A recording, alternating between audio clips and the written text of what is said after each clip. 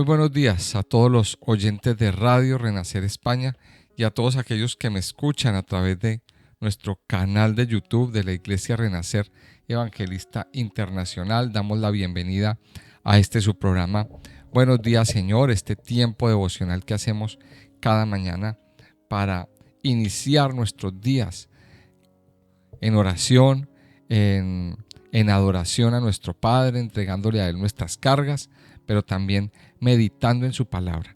Recuerde que la palabra de Dios es el alimento, la palabra es la luz, la palabra se convierte en la fuente máxima de sabiduría.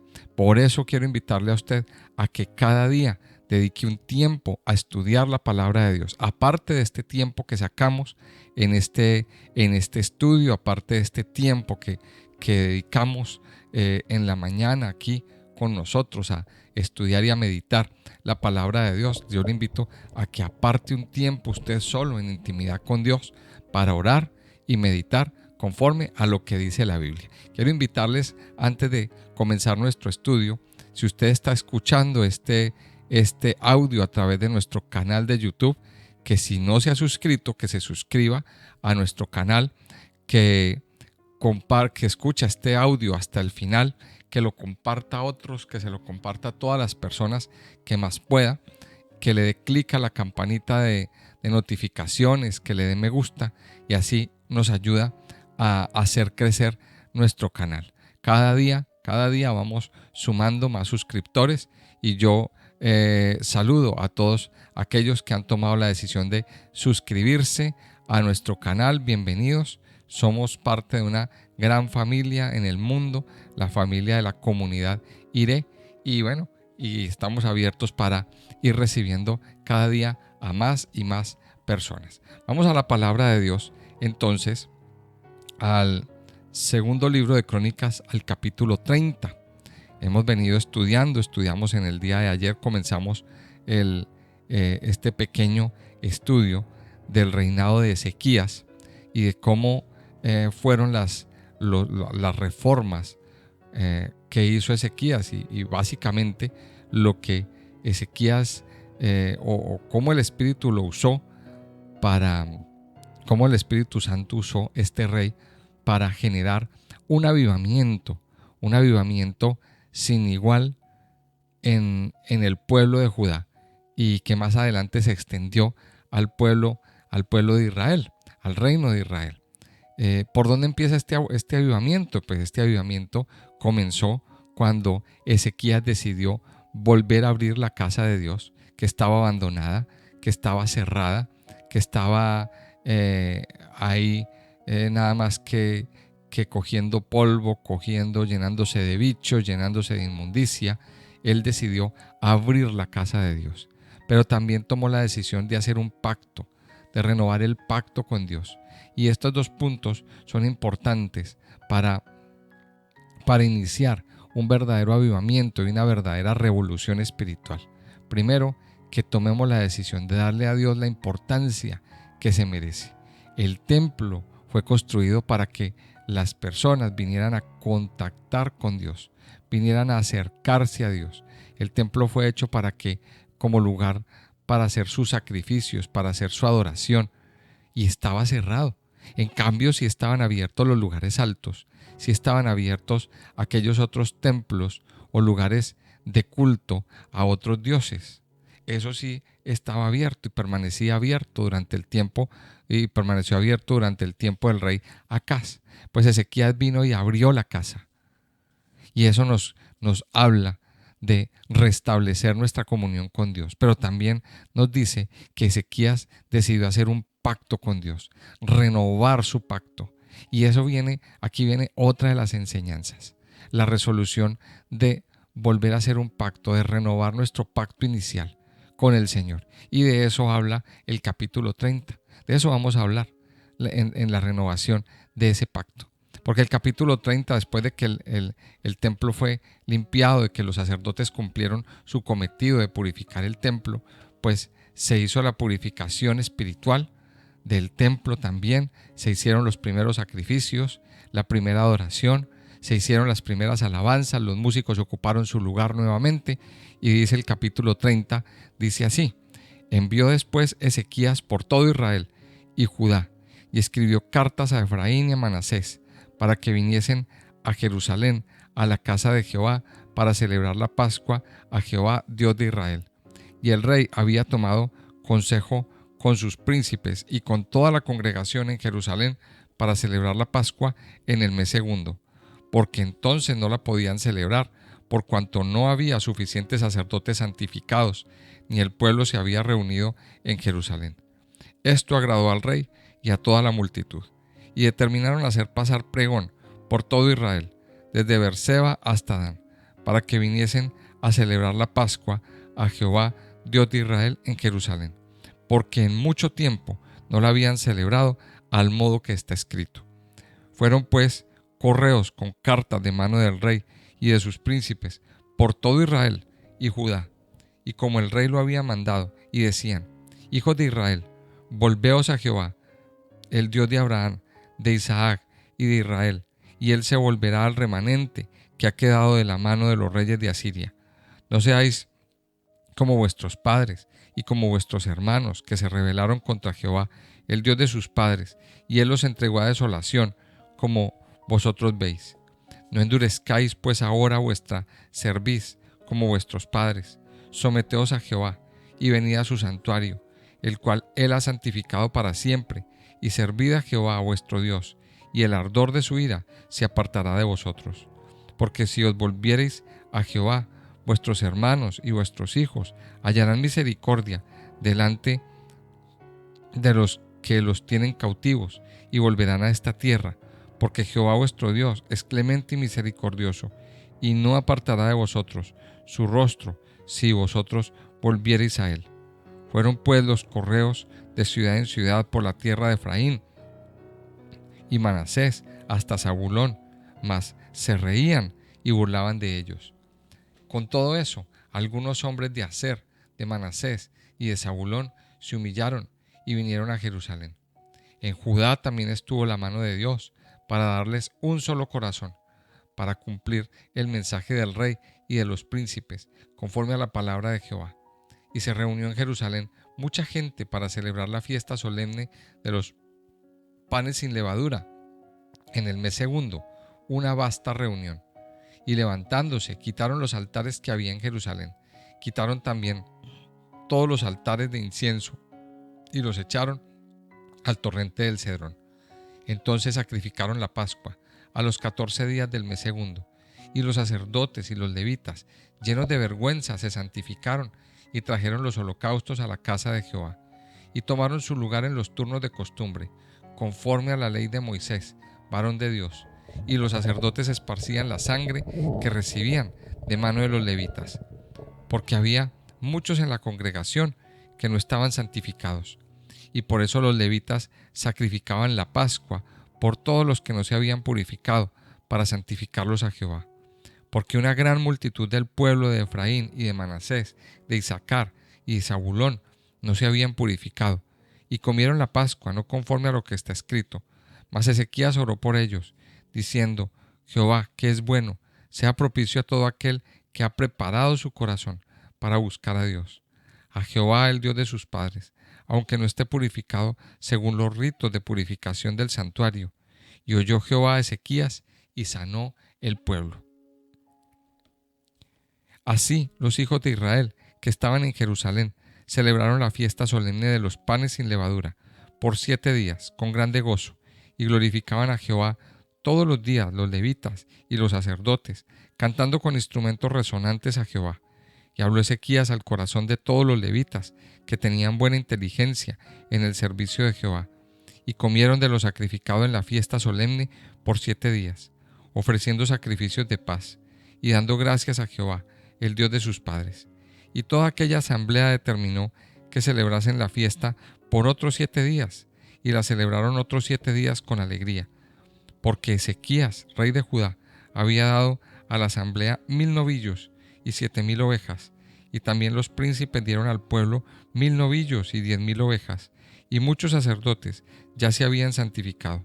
Se alegró pues toda la congregación de Judá como también los sacerdotes y levitas, y toda la multitud que había venido de Israel, asimismo los forasteros que habían venido de la tierra de Israel, y los que habitaban en Judá. Hubo entonces gran regocijo en Jerusalén, porque desde los días de Salomón, hijo de David, rey de Israel, no había habido cosa semejante en Jerusalén. Después los sacerdotes y levitas, puestos en pie, bendijeron al pueblo, y la voz de ellos fue oída, y su oración llegó a la habitación de su santuario, al cielo. Miremos entonces este capítulo 30, qué espectacular las cosas que sucedían en ese tiempo en Israel. Empieza diciendo: envió después Ezequías por todo Israel y Judá. Escribió unas cartas haciendo una invitación. O sea, Ezequías envió cartas, no se limitó solamente al reino de Judá, sino que también se extendió al reino de Israel. Recuerde que en este tiempo, en este contexto, eran dos reinos. Estamos hablando de dos reinos. Pero, o sea, eso desde el punto de vista de los hombres. Pero para Dios son uno solo. Para Dios son uno solo. Seguían siendo uno solo. Seguía siendo una misma casa. Lo que pasa es que muchas veces los hombres ponen fronteras. Los hombres ponen alambradas, digamos así. Pero Dios lo seguía viendo como una sola familia, como una sola casa.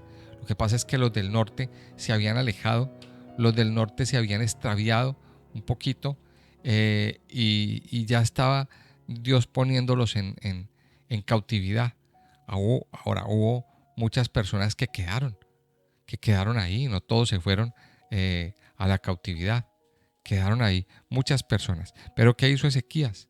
Ezequías no se conformó solamente con enviar a Judá.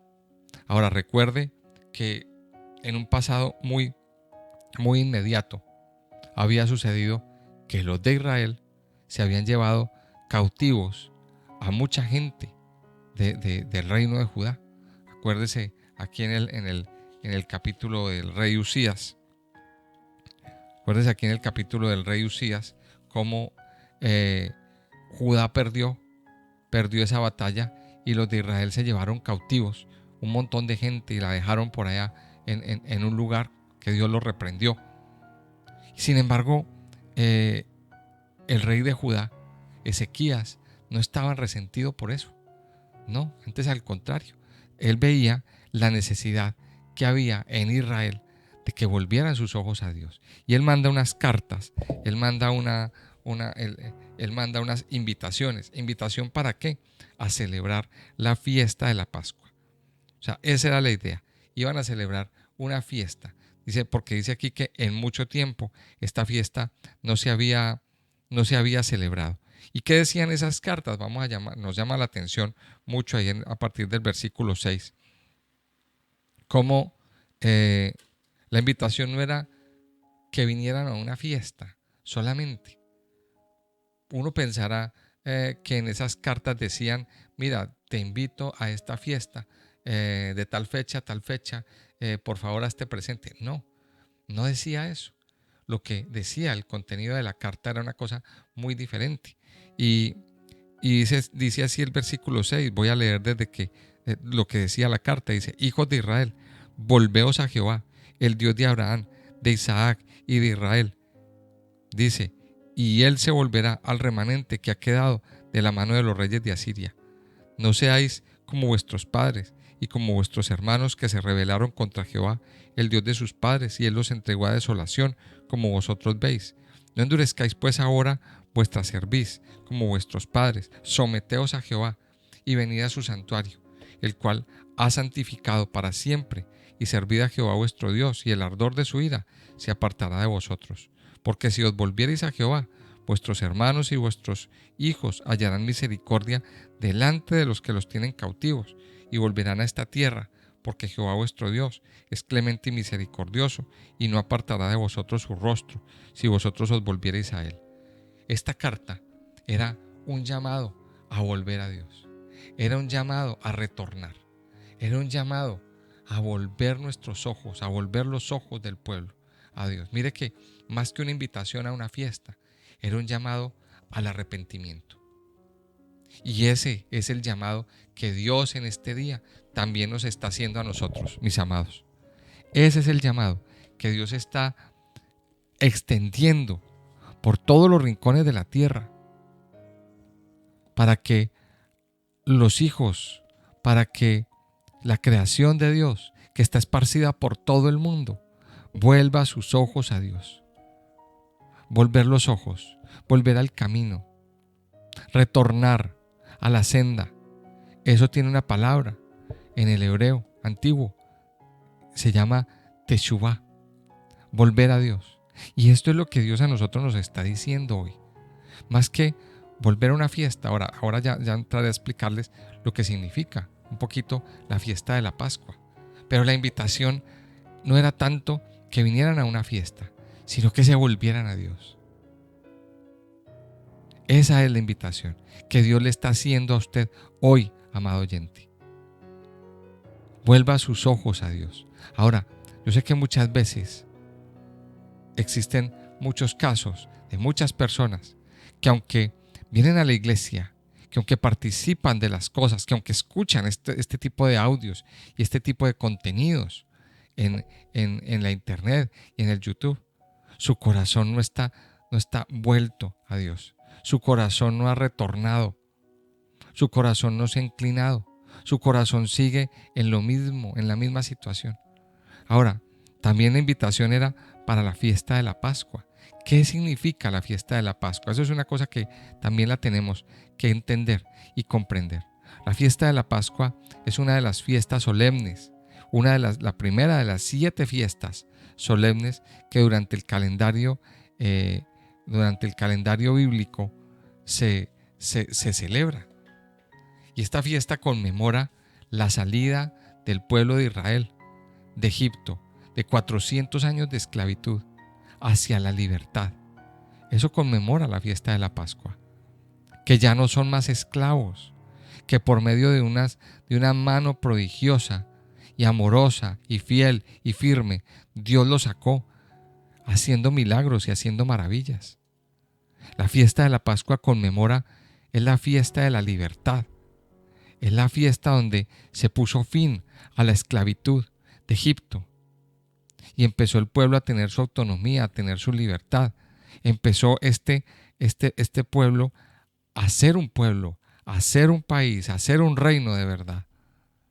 Recuerde que Dios los sacó de la esclavitud, los llevó al Sinaí. Allí les dio una constitución, les dio unos mandamientos. Y allí se constituyeron como un pueblo para Dios. Recuerde que para que un pueblo sea pueblo necesita una soberanía, necesita unos límites, necesita una tierra, pero también necesita una constitución. Porque Dios necesitaba que este pueblo tuviera unos parámetros para vivir. Y Dios le dio esos mandamientos. Dios los constituyó como pueblo. Tuvieron una independencia. Mire que en la historia de todos los países, o de casi todos los países, en el mundo, en la tierra, siempre hay un día de independencia. Siempre hay un día, es como el día cero, como el día donde todo empezó. Siempre hay un día de independencia. Pues el día de la independencia del pueblo de Israel se celebra el día 14 del primer mes. Porque es el día de la Pascua. Es el día donde ellos dicen, fuimos libres. Pero también esta Pascua era el simbolismo de una Pascua que se iba a celebrar más adelante con el Señor Jesucristo. El Señor Jesucristo celebra con sus discípulos la última Pascua. Y eso es lo que se conoce como la última cena. La última cena, ¿por qué? Porque antes de la muerte de Él, antes de la muerte del Señor, Él se sentó y celebró la Pascua. Recuerde que el Señor murió durante la fiesta de la Pascua. ¿Para qué? Para traernos libertad a usted y a mí. Y en esa Pascua el Señor instituyó la Santa Cena, que se convierte en la señal del pacto, que cuando nosotros la celebramos, cuando nosotros conmemoramos el acto de la Santa Cena, estamos renovando nuestro pacto con Dios. Estamos renovando con Dios nuestro compromiso. Estamos diciendo: Señor, tú moriste por mí. Tú derramaste tu sangre para hacerme libre. La fiesta de la Pascua representa entonces la fiesta de nuestra libertad. La fiesta de la Pascua representa la conmemoración de nuestra libertad en Cristo Jesús. Mira esto qué importante. Y lo que estaban haciendo estos correos no es otra palabra que evangelizando. Estos correos que envió Ezequías eran los evangelistas de ese tiempo. Una especie de figura de evangelistas del Antiguo Testamento. ¿Y qué estaban diciendo esas personas? Miren, arrepiéntanse, cambien sus caminos, vuelvan sus ojos a Dios. Y mire la reacción que tuvieron. En el versículo 17, en el versículo 10, pasaron pues los correos de ciudad en ciudad por la tierra de Efraín y Manasés hasta Zabulón. Dice, mas se reían y burlaban de ellos. La gente se reía y se burlaba. Y dice el versículo 11, con todo eso, algunos hombres de Aser, de Manasés y de Zabulón se humillaron y vinieron a Jerusalén. Mire lo que sucede con el evangelismo. Es esto. Unos se burlan. Unos piensan que los que hablamos de Dios estamos locos y hacen burla de nosotros. Pero otros se humillan. Otros entienden el mensaje, captan el mensaje y se humillan y vienen a la cena y asisten a la invitación. A la invitación a venir ¿a dónde? Al reino de los cielos. Ahora, bendito sea el Señor por aquellas personas que hoy se están humillando. Pero este es un mensaje, hoy se da un mensaje a todo el mundo. Arrepiéntanse y vuelvan sus ojos a Dios. Miren, el tiempo del fin está cerca. Cada día pasan cosas muy fuertes. Dios es capaz de derretir un volcán, de derretir la piedra sólida de un volcán y regarlo sin parar sobre una cantidad de propiedades, sobre una cantidad de tierras que quizás a lo mejor de alguna manera nunca se arrepintieron. A lo mejor esas personas de esas tierras y de esas propiedades estaban orgullosos de esas propiedades que tenían. Pero Dios de un momento a otro desata la ira, desata su ira y dice, miren dónde queda su orgullo. Y en cuestión de minutos, un río de lava devora casas, devora pueblos, devora tierras y todo eso.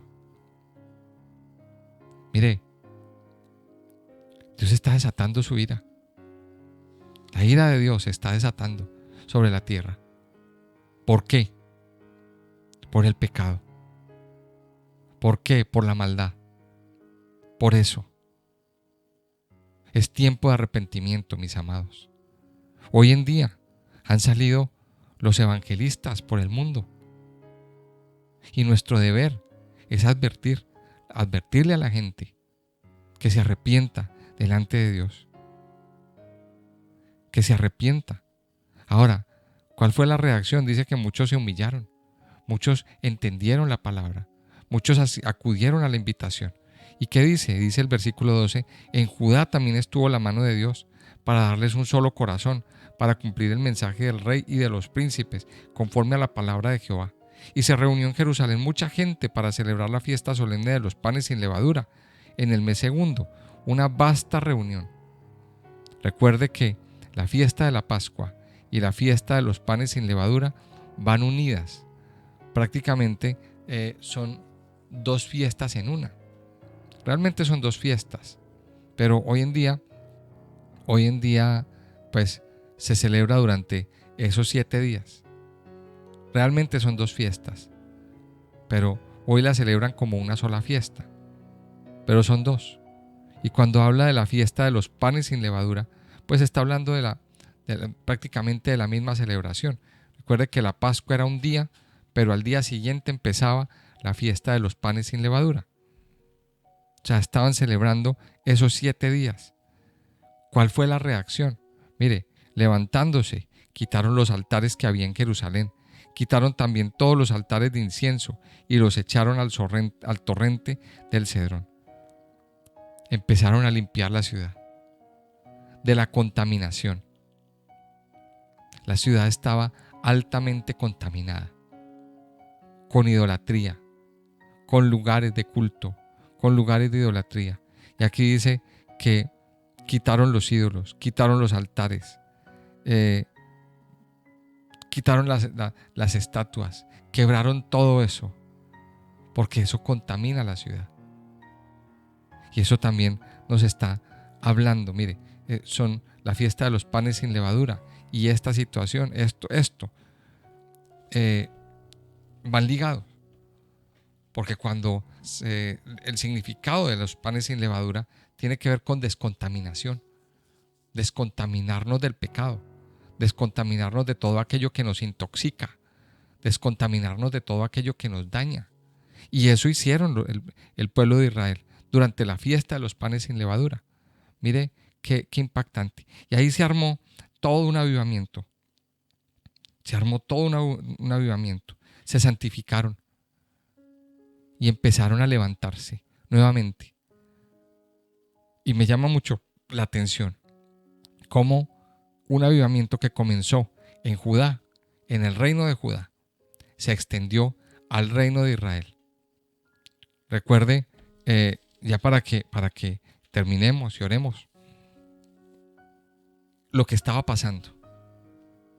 Esta situación no se nos puede pasar inadvertida. Había alrededor mucha corrupción. O sea, esto es lo que pasaba y lo que hizo el rey. Pero ¿qué pasaba en las casas? ¿Qué pasaba en los barrios? ¿Qué pasaba en las plazas, digamos, en las calles? Pues la gente en buena parte seguía con su corazón corrompido, con su corazón corrupto. Esa realidad la vemos más cercanamente cuando estudiamos los profetas. Por eso tenemos que siempre tener presente este contexto para entender a Isaías, para entender a Jeremías, para entender a Ezequiel también, para entender los profetas menores. Ya pronto llegaremos allí a estudiar estos profetas, pero para entender los profetas tenemos que centrarnos en lo que está pasando aquí, en este contexto histórico. Mire, este tiempo de Ezequías era el tiempo del profeta Isaías. Este tiempo era el tiempo del profeta Isaías. Y las palabras de Isaías, por un lado, son llenas de esperanza, porque él habla del Mesías, él habla de la promesa de Dios, del Salvador que va a venir a limpiar y a salvar. Pero por otro lado también hay sentencias para un pueblo pecador, para un pueblo que se aleja de Dios. Hay que mirar entonces, tener presente eso para entender a los profetas. Lo que vemos aquí entonces es que hay un avivamiento sin precedentes. La gente celebró la Pascua, la gente quitó la contaminación, quitaron toda contaminación y se alegraron. Se alegraron, celebraron con alegría, celebraron con gozo, santificaron sus corazones, santificaron sus vidas. Y el pueblo empezó otra vez a crecer, a prosperar. Termina el pasaje diciendo, hubo entonces gran regocijo en Jerusalén, porque desde los días de Salomón, hijo de David, rey de Israel, no había habido cosa semejante en Jerusalén. Dice, y después los sacerdotes y levitas, puestos en pie, bendijeron al pueblo, y la voz de ellos fue oída, y su oración llegó a la habitación de su santuario, al cielo. Mire, qué especial. Se levantó un verdadero avivamiento. Pero ¿cómo se levanta ese avivamiento, mis amados? ¿Cómo se levanta un avivamiento en la iglesia, en medio del pueblo de Dios? Con un arrepentimiento verdadero, con unos corazones humillados. Mientras el pueblo no se humille, nunca habrá avivamiento y nunca se extenderá la bendición de Dios sobre el país y sobre la iglesia. De ahí parte todo, mis amados. De ahí parte todo. Un verdadero avivamiento parte de un arrepentimiento verdadero, de volver los ojos, de humillarnos delante de Dios. Por eso aquí está el llamado. Aquí está el llamado. Que usted que está escuchando este audio hoy vuelva sus ojos a Dios. Ahora usted preguntará, ¿en qué tengo que volver sus ojos? ¿En qué tengo que volver mis ojos a Dios? Pues eso es una pregunta que usted le va a hacer al Señor hoy. Y lo voy a dejar con esa pregunta. Que le haga esa pregunta al Señor. ¿En qué nos hemos de volver? ¿En qué aspectos de nuestra vida nos hemos alejado? ¿En qué aspectos de nuestra vida hemos quebrantado los mandamientos? Y hemos alejado nuestra vida de Dios. Yo les invito a que oremos. Padre Santo y Poderoso, aquí estamos delante de ti, delante de tu altar y delante de tu presencia. Venimos, Señor, a presentarte todo nuestro ser, todo nuestro corazón, toda nuestra vida delante de ti. Tú hoy, Señor, nos has hablado, Señor, acerca de la importancia de volver nuestros ojos a ti. Padre, y hoy te pedimos perdón porque de alguna manera nos hemos alejado. De alguna manera, Señor, hemos seguido nuestros propios caminos, pero nos hemos olvidado de tus caminos, Señor. Padre Santo y Poderoso, hoy queremos volver nuestros ojos a ti. Hoy queremos volver nuestro corazón a tu presencia. Queremos humillarnos, Señor, pedirte perdón porque hemos pecado, porque hemos fallado, porque hemos hecho iniquidad, Señor.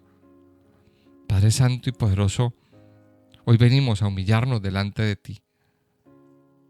Y en nombre del pueblo, en nombre del país, en nombre de nuestra familia, Señor, venimos a pedirte perdón. Venimos a pedirte perdón y a humillarnos. Padre, hemos durante mucho tiempo hablado de que queremos un avivamiento verdadero, de que queremos una revolución en nuestra vida, en nuestra iglesia, en nuestro país, en nuestra comunidad. Padre, pero hoy hemos entendido que el avivamiento empieza por nosotros. El avivamiento empieza por tener un arrepentimiento.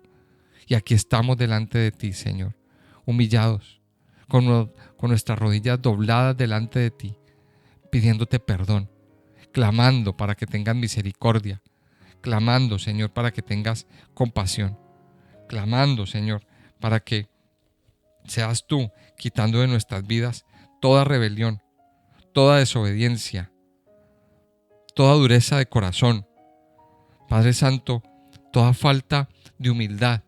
Hoy nos postramos delante de ti, Señor. Te pedimos que seas tú mismo, llevándote la mentira, llevándote, Señor, los engaños, llevándote las soberbias, llevándote, Señor, todo pecado. Hoy, Señor, confesamos delante de tu altar todo pecado en nuestra vida y te pedimos perdón. Te pedimos que hoy nos limpies, que hoy nos renueves y que nos permitas disfrutar, que nos permitas hoy disfrutar de ese pacto, Señor. Hoy hacemos pacto contigo y reconocemos que la sangre de Jesús fue derramada en la cruz para limpiar nuestros pecados, para limpiarnos de nuestras maldades, para limpiarnos de nuestras rebeliones. Hoy reconocemos que la sangre de Jesús fue derramada para nuestra limpieza. Padre Santo y Poderoso, yo te alabo y te bendigo en esta mañana. Te pido, Señor, que te quedes con nosotros. Que hoy, Señor, nuestra vida sea transformada, sea limpiada, sea renovada por tu presencia, por tu amor y tu misericordia. Te alabamos, te bendecimos y te exaltamos, Padre Dios, en el nombre precioso y poderoso de Cristo Jesús. Amén y amén.